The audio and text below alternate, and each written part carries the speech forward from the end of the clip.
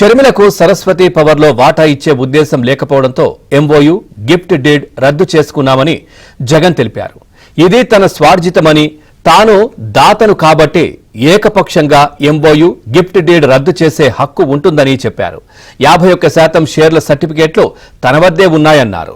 బహుమతి భౌతికంగా ఇవ్వనప్పుడు హక్కులు ఎలా బదిలీ అవుతాయని ప్రశ్నించారు. జూలై 6న ఇండెమ్నిటీతో జూలై 2న బోర్డు నిర్ణయం తీసుకుందని, తప్పుడు పత్రాలు సృష్టించి తల్లి చెల్లి మోసం చేసి తన వాటా బదిలీ చేసుకున్నారు అని జగన్ కోర్టుకు తెలిపారు.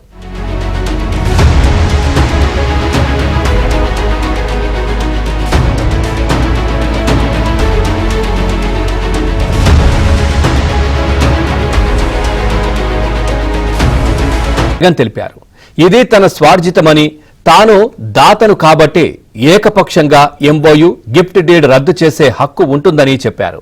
51% షేర్ల సర్టిఫికేట్లు తన వద్దే ఉన్నాయన్నారు.